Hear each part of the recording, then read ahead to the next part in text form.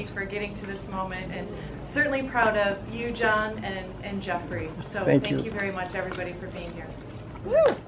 Not with us tonight. Started working on several years ago. I mean, this has been almost a decade in the making, with a couple of stumbles along the way, one of them being, of course, COVID. But what happened, of course, over that time was it allowed the producers and the filmmaker to make some changes to this movie and to make this a much more rounded, thought-provoking story about a really, really important person in our community. Jeff was a tireless advocate for LGBTQ rights.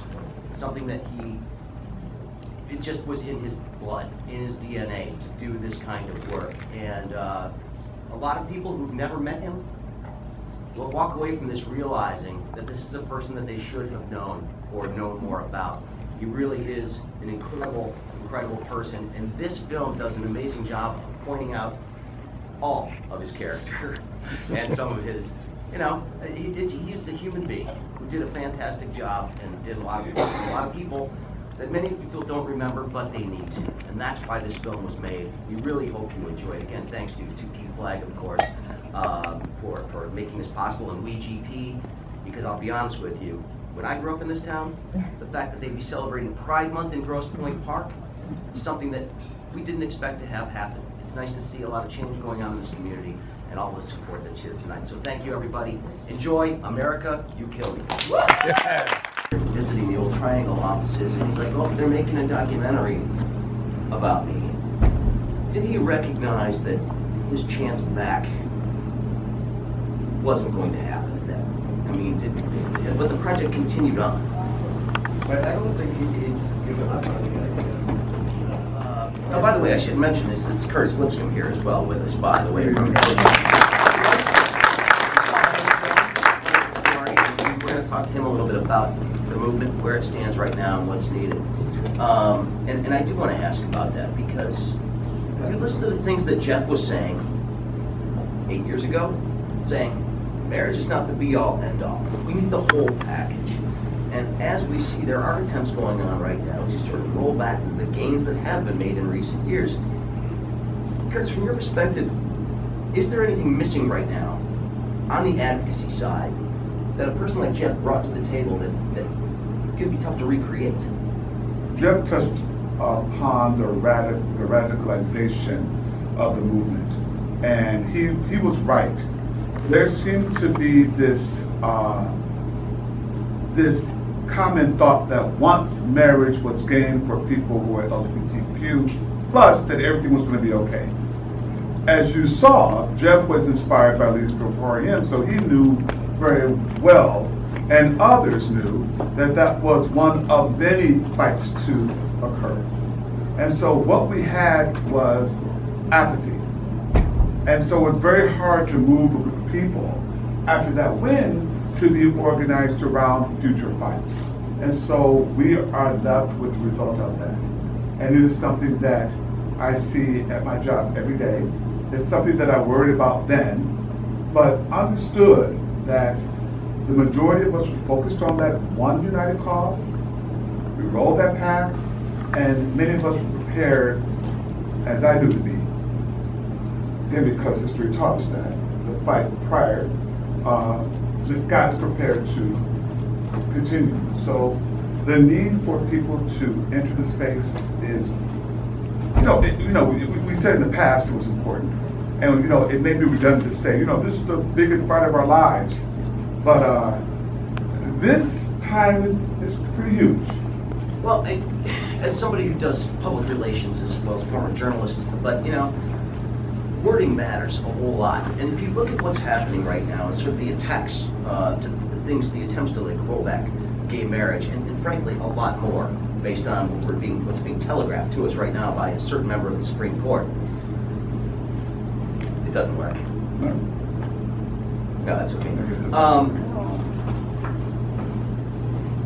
I look at the language being used against gay people right now, the LGBTQ community. We're seeing things like groomers and sort of this stuff entering the lexicon, and mainstream politicians on the right utilizing these things as a way to sort of reframe the entire discussion.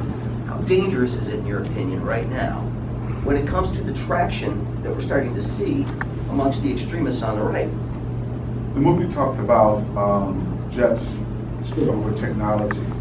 So Jeff grew up in a time where, like Baird Rustin and early civil rights activists, the index card and the pencil was the technology of the time.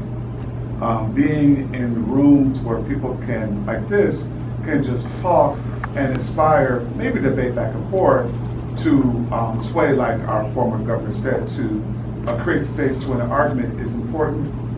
The challenge we have is that technology has gained so much that it is easy to create a narrative when one, you're not savvy to navigate within technology, and two, don't have the skills to persuade. Every time I have to learn every day what Twitter means, what Facebook means, what TikTok meant. I remember hearing about TikTok and thinking it was silly. Now it isn't silly. And so we have to understand tools that oppressors and opponents do against freedoms. We have to learn them so that when the argument comes, we have to be prepared to have a platform and a reasonable counterclaim. Last night I was watching C-SPAN, and there were two conservative shows on. One was about a book, and the other was from a Brigade Foundation. And they clearly spoke upon their platforms, which is anti-us. Put yourself in the us box. And it was frightful because I called someone when I woke up this morning. I was with my partner. I was at 2 o'clock in the morning. He's resting, and I'm freaking out. And I called my staff this morning. I said, you watch C-SPAN? Nobody but men and women my age watch C-SPAN. But the gray hair, right? The gray hair. And they look like librarians and teachers, who've been savvy enough to learn those methods. And it is our job to learn also. Well, there was a press conference today in Lansing by one of the candidates for governor in the state, where the whole platform for the press conference was about, making sure that we don't have drag queens in schools. This was an actual press conference today. Now, the reason I bring this up is because the best part about that whole thing today was that there was one guy put up his middle finger and just told it to blank off and kept doing it, and nobody stopped him, nobody could do anything. One person stood up and basically called what she was doing what it was, which is baloney, using a different word than was actually said.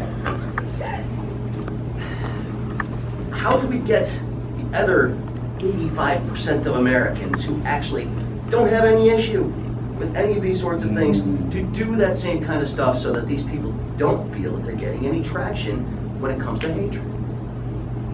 Most of Michigan is fair. We've learned that through our work. Most Michigan residents believe in equality.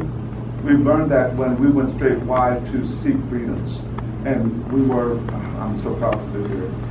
We, town by town, municipality by municipality, townships were able to convey leaderships to have equality written into their policies so their state workers are free to themselves. Very proud of us. You have to move people from some comforts, to answer your question. After a win, you're comfortable, you think you've done it all, and unfortunately we've learned now that the other side have not slept. They've always worked. They've not been loud and with purple hair and green hair. As people like me, we wave our rainbow, we applaud ourselves, but we still have to continue to fight. Get away from the computer. Get away from your cell phones. Meet with people like us in our office. I am the oldest in the office, and my staff are majority under 30. They want to see gray-haired people. They want to see gray-haired people, and they are eager to hear the stories of gray-haired people. I'm their boss. They have to listen to me. They don't necessarily want to.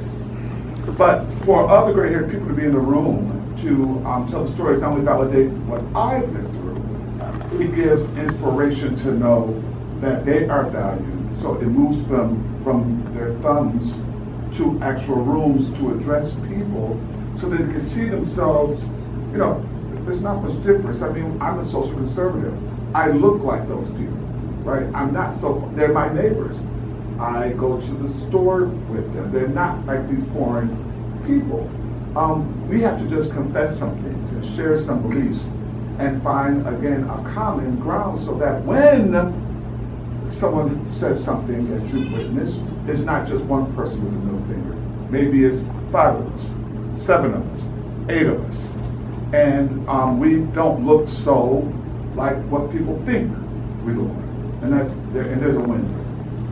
Go ahead, John. Please. Well, what's going on now, what you're talking about, in a sense, it makes the movie even more relevant. It's all the stuff Jeff was fighting for, and at some point, we thought we'd be back in the same position. So the movie becomes more relevant, and part of the movie is that we want to recruit activists, and I think that's all through it. It makes the movie that much more relevant.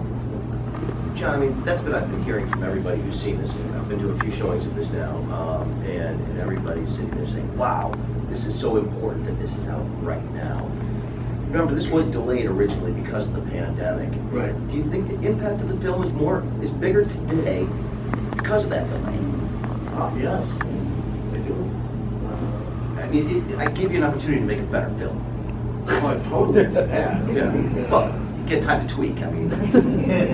Well, when we got accepted in 2020, it really was far from being finished. But we had they announced we were going to begin. We had 2.5 months to finish it. So then when they canceled it, or postponed it, all of a sudden it's like, we were totally bummed, and then we went, we'll make a better movie. And out of nowhere, we got a large donation that enabled us to make a better movie. So in a sense, that part all worked out. Well, and so, you know, when you look at this, the finished product now, and Jeff says again at the very end, I hope to continue this work, in a way, he is. Yeah, he is.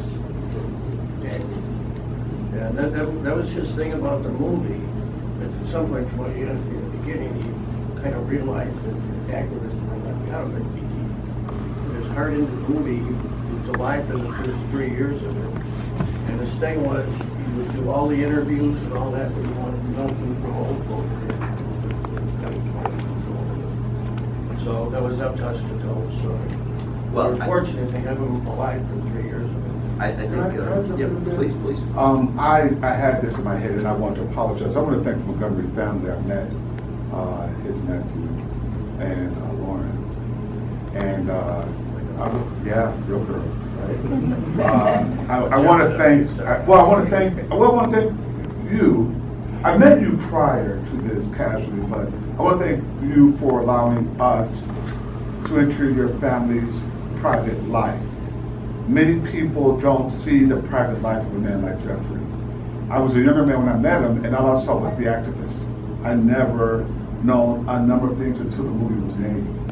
And I want to say, I'm compelled to say this, the movie to me is important because I've never seen a documentary like this of a modern person who gave so much for the movement. And I think what the movie does is helps with organizers now to understand what could occur if some things aren't addressed. It is tough to share your personal life because most people who ask leaders to work, we don't care about their personal life. We just want results. I don't know if that's fair, may not be kind, but that's what Jeff did. He really gave on himself. And what you've done as producer and what Daniel done as director was peel back. And I think this movie is a lesson learned. It's more than a documentary. If I would share this, well, my staff should see this. But anyone that I know who's in social justice work should see this to watch what social justice work look like and how to prepare themselves as they age up in the work. And so the movie is more than just a documentary about we wanted it to have those kind of different threads going through it, especially with the activism part. Well, I did want to see if anybody in the audience had any questions or comments that they'd like to make after seeing the film. Any anybody? Yes, ma'am. Yeah, I'd like to make a comment going back to activism and politics. Just clue people in the points that these issues are very much going to be in play in our upcoming school board race. We're already seeing rhetoric about transgender, you know, teachers grooming kids for transgender. It's really despicable. So if you care about this, you need to tune into the school board race in the fall, because there are national organizations that are spewing this with local outposts, and they are targeting particular school systems in areas, let's say, that are politically purple, and Grosse Pointe is one of them. So the fight is right here, and it's going to be in the fall. So I would beg you to pay attention to who's running, what they're saying, and who's supporting who. Thank you, John. This was Good point. I think I moved away from here a couple of years ago, and I read back to what's going on with the school board here. I'm like, what happened? I left. You guys just decided to It's go very all nuts over intentional. here. The rhetoric is very intentional. It's very, very, very strange. Anybody else? Any other questions or thoughts? A lot of quiet people here tonight. Okay. We'll go over here, and then we'll go to Morgan's. Thank you. This is really eye-opening. And what would you say if they're, like, what would you say to anybody who wants to get involved in activism? What would you say the first step would be? Or like, what would be a takeaway that what would be our next step? What would be our action step? Well, I guess you have to make connections with political people. Not just that, but I mean, I think it starts simply by telling somebody when they're full of it. When you hear something that's an obvious lie, or you've got somebody that's parroting some talking point that you know to be completely wrong, don't be afraid to call them out for it and point out the fact that they are spreading misinformation. And even if it's on Facebook, if it's on whatever, it's in person. That's a first step, because that gets you used to the confrontation that's to come. And, you know, as a longtime talk show host, you know, I had to argue with callers every single day who were making some outrageous claims. You get used to it. Go ahead. But you need to have a thick skin, and you need to start calling out people who you know are not telling the truth. I think that's a good first step. Then find an organization that's doing some work that you believe in. They will find something for you to do, I promise. Is that correct? I would say that if, to answer your question, there's a number of causes in our world, and in all shapes and colors.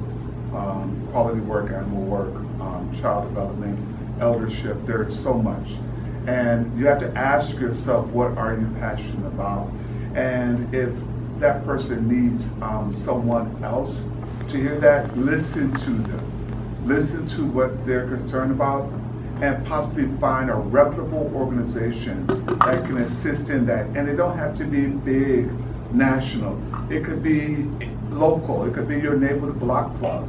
Most activists start there, you know, caring for your neighbor. And you'll see the fruit of that from a person. And if they have the opportunity and the support, Jeff talked about being liberated early in life. You can see someone soar when they have that ability to share what their activism is.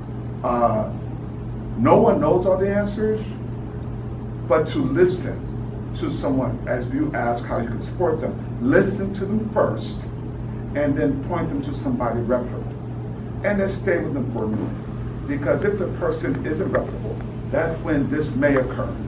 Or if the person is brave enough to challenge an opponent, that also may be a solution, but that person needs an anchor so that they're not alone if a defeat may come, because they come. We don't have all of the tools. When I was a younger activist, my mentor, he gave me a book on the glossary of language within the movement. I was in my 20s, I knew nothing. I can just, you know, whip it out like that. Just, you know, go, go, go. But he held my hand, and holding hands really helped. It was an amazing film. It was great, John. I thank you for all of your work on it. And it really struck me when you talked about humanizing people, and when you talk about technology, you know, that is part of how that other space, I think, makes so much progress, because we do are there ways that you have found to humanize, to bring that human spirit that Jeff talked about, to have that space? How do you do that now? How do you bring back that human element to the work that you're doing? You step away from the computer as often as you can. Right. You get up from your desk and you greet someone at the front door. You have lunch with someone. You know the things I read about, you know, what my parents or grandparents did. You know, you just talk to people.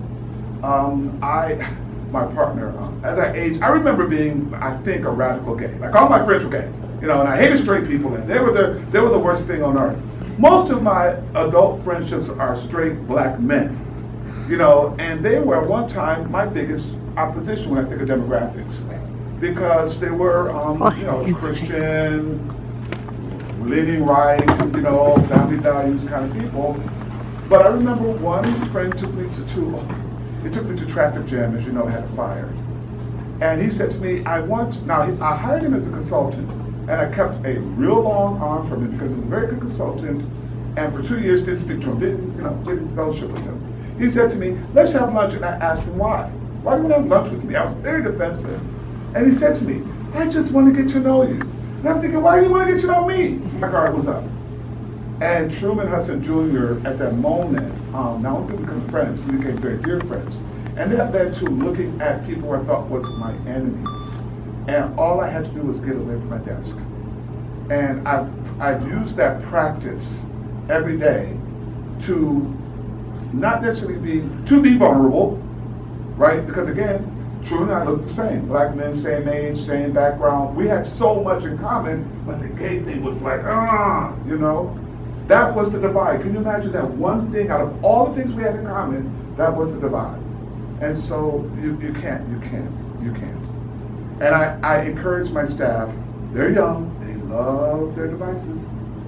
I don't pass judgment, I don't say silly things, I don't roll my eyes, I've learned not to do that.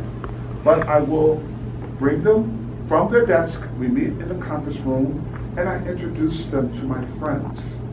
And then there's conversation.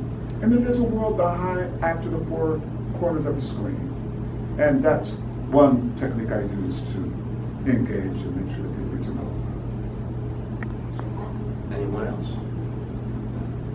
We are still collecting some donations to support the film. So donations tonight are being collected out in the lobby. Both cash and Venmo are options. So if you enjoyed the film, there's still work to be done. So please make sure you stop by on the way out. Yeah, so don't put down your phones just yet. Yeah, they're good for that. Gifts are good digitally. All right, so real quick plans for further showings.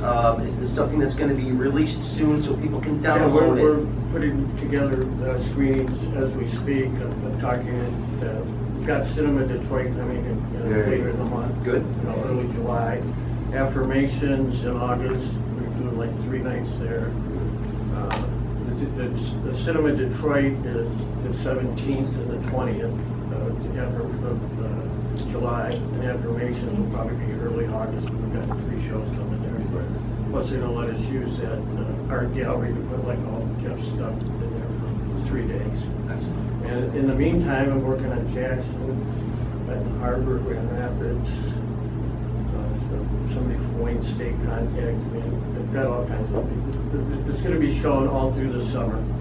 Because in reality, the movie's not finished yet, and it will be by the fall. At which time we'll try to go to streaming companies, movie companies, to get a national deal and really get distribution on it. Well, so we're trying to do now, especially in Michigan, screenings to create a buzz and get it rolling, so we can present it to like the Netflix or whatever. There'll be something happening with it. Well, and you all have a role to play there. If you liked this film today, let people know about it on your social channels. Tell them that they should go see it at one of the screenings. You know, it's an important film about an important man. John, thank you very much.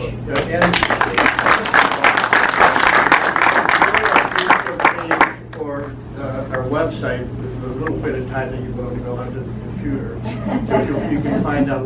We have all the dates that are actually set up, that's all. Shareable content, all that That's good what, stuff. yeah, get lots of likes. And Curtis, thank you very much for the work that you continue to do. It's a pleasure. Thanks for joining us. Thank you.